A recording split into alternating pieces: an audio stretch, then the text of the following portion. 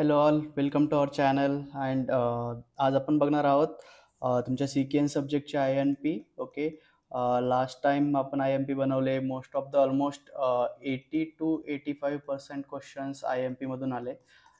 तर यावेळेस पुन्हा आपण ट्राय करतोय सी के एनसाठी. ओके, आणि आपण याच्यानंतर पुन्हा एक व्हिडिओ बनवणार आहोत लास्ट नेट अनालिसिसचा. तो बघायला विसरू नका, व्हिडिओ पूर्ण बघा. पेपर आहे 9 डिसेंबरला.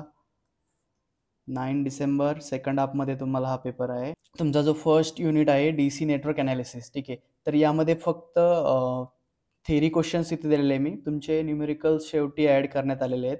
आणि या पेपरचा जर तुम्ही पॅटर्न, तर हा थोडासा डिफिकल्ट आहे प्रेडिक्ट करायला हा पेपर.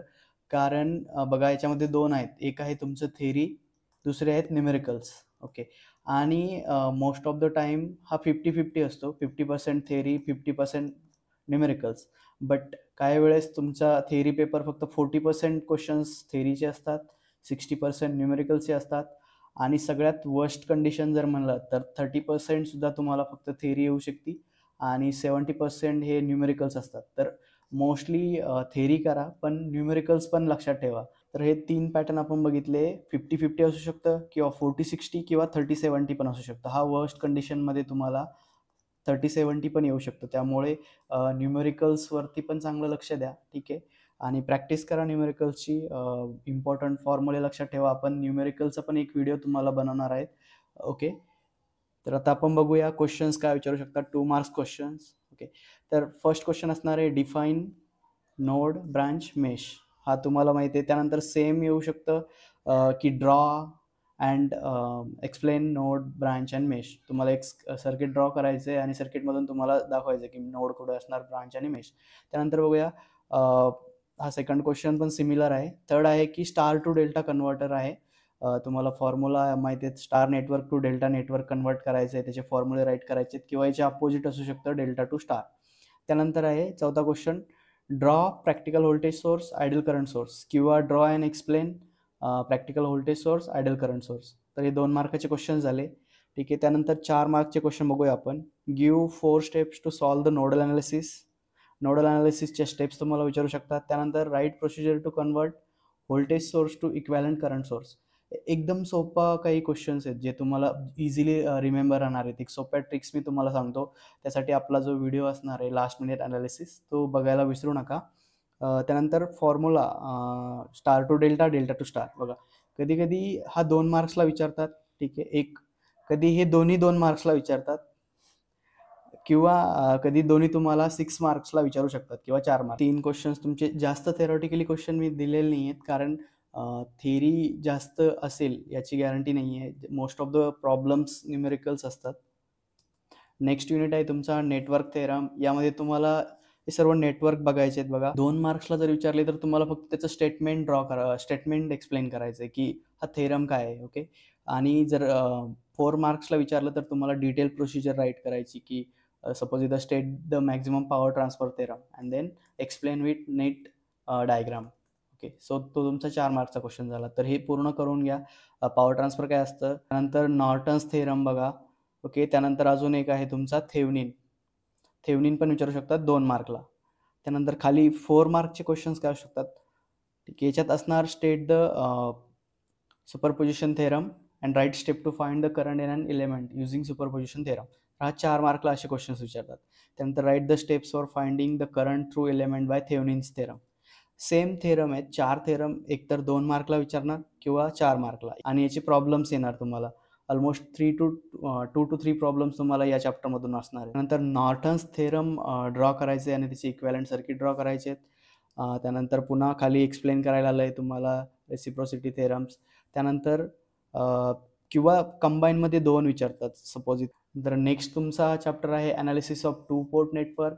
ठीक आहे, त्यानंतर याच्यामध्ये पण पुन्हा write the equation of open circuit Z parameter or म्हणजे हा एक तुमचा सेपरेट क्वेश्चन असणार 2 मार्क्सचा, किंवा याऐवजी वाय पॅरामीटर विचारू शकतात 2 मार्क्सला.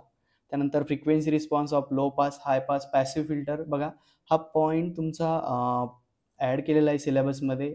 मागील आय स्कीममध्ये हा नव्हता. ठीक आहे, तर पॅसिव्ह फिल्टर्स एकदा बघून घ्या. नवीन ॲड केलेला आहे के स्कीममध्ये हा पॉईंट. तर यावरून तुम्हाला क्वेश्चन्स विचारू शकतात. ऑलमोस्ट ॲक्टिव्ह फिल्टर सारखेच कन्सेप्ट आहेत, फक्त इकडे फक्त पॅसिव्ह कंपोनंट वापरून आपण एक फिल्टर तयार करतो. हाय पास आणि band pass passive filter. Okay, हा क्वेश्चन्स पण तुम्हाला विचारू शकतात. आणि हे आपण पॅसिव्ह फिल्टर विषयी बोलतो. इकडे आपण ऍक्टिव्ह फिल्टरचे विषय नाही काढत आहे. त्यानंतर 4 मार्कचे क्वेश्चन्स काय असणार आहेत? Explain ABCD parameter also write to applications. Okay, ABCD parameter तुम्हाला राईट करायचे. त्यानंतर explain pi and T circuit with proper phase diagram. हे तुमचा 6 मार्कचा क्वेश्चन्स आहे. ओके, हा जर आला तर 6 मार्क्सला विचारणार. त्यानंतर draw 2 port network and determine the indicated parameter for following configuration. हा पण 6 मार्कचा क्वेश्चन असणार. हा क्वेश्चन्स तुम्हाला तुमच्या सगळ्यात शेवटच्या जो क्वेश्चन असणार आहे त्यामध्ये तुम्हाला हा क्वेश्चन्स येऊ शकतो.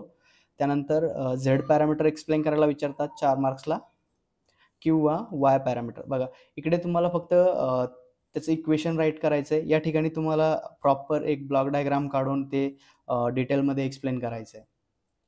त्यानंतर तुमचा युनिट 4 आहे सिंगल फेज AC सर्किट. तर हा 18 मार्क्ससाठी आहे आणि मोस्ट ऑफ द क्वेश्चन्स तुम्हाला या चॅप्टरमधून येऊ शकतात.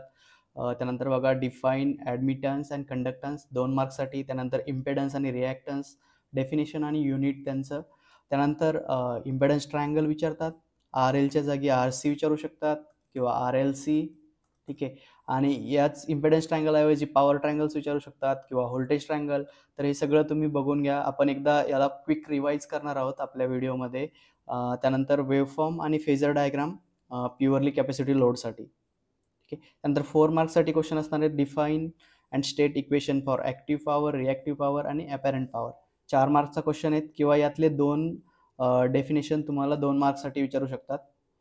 त्यानंतर फेजर डायग्राम विचारली तुम्हाला RL आणि RC सर्किटची. ठीक आहे, जर सिंगल विचारलं तर 2 मार्क्सला विचारतील. जर कंबाईन करून विचारलं तर 4 मार्क्सला विचारतील, किंवा याच्यामध्ये अजून RLC draw the phasor diagram of RLC करून 6 मार्कला विचारतील. ठीक आहे, त्यानंतर RC सर्किट ड्रॉ करायचं आहे.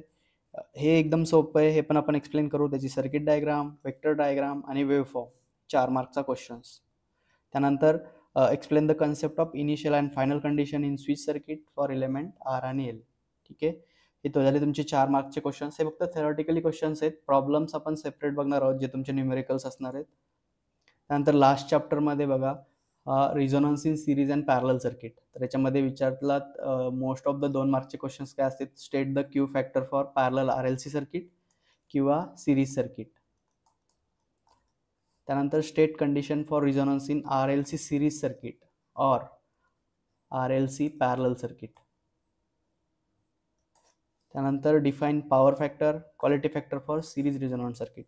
त्यानंतर 4 मार्क्सचे क्वेश्चन्स कोणते असणार आहे? Compare series resonance and parallel resonance but on the basis of some parameter like resonant frequency, impedance, current and magnifications. त्यानंतर explain the term bandwidth, series resonant and derived equation. हा 6 मार्क्सचा क्वेश्चन्स आहे generally. त्यानंतर derive the expression for resonance frequency for parallel circuit. आपण 6 मार्कला विचारतात. Explain the term bandwidth of series resonant circuit and derived equation. तर 2 circuit आहेत इथे, एक तर सिरीज आहे, एक तर पॅरलल आहे, आणि दोन्हीसाठी सेम पॅरामीटर आहेत. जसं तुम्ही बघा, क्यू फॅक्टर हा सिरीजसाठी पण आहे, क्यू फॅक्टर हा पॅरलल RLC साठी पण आहे. त्यानंतर बँडविथ सिरीजसाठी काय आहे, पॅरललसाठी काय आहे, तर ह्या गोष्टी तुम्ही एकदम कम्पॅरेटिव्हली स्टडी करू शकता.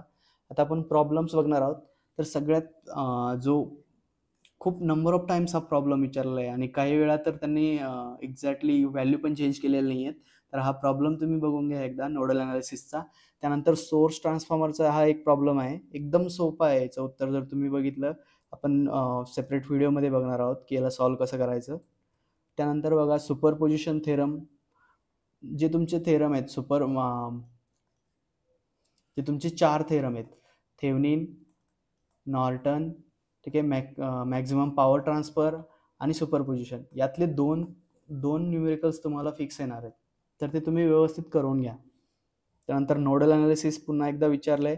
बघा, लास्ट याच्यात जो बघितला आपण, जर तुम्हाला सिंपल 3 रजिस्टर विचारले आणि 2 सप्लाय, तर हा तुमचा 4 मार्क्सचा क्वेश्चन असेल. पण सेम तुम्हाला ॲडिशनल एक रजिस्टर ॲड केला इथे, ठीक आहे, हा तुमचा 6 मार्क्सला क्वेश्चन विचारतात. त्यानंतर पुन्हा नॉर्टन्सचा इक्वॅलंट रेजिस्टन्स काढायचा आहे तुम्हाला.